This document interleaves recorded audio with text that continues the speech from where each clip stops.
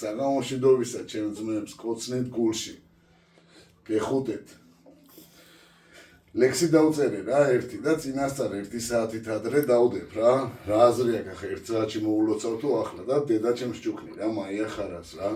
და ყველა ქართველ დედას რა, ჩემი მეგობრების, ჩემი ძმაკაც, ვაფშე ყველას დედებს, დედიკოებს გილოცავთ დედის დღეს რა. და ჯანმრთელობას და ბედნიერებას გისურვებთ რა. ვიტყვი რა სამი კუკლეტი გენაცვალეთ.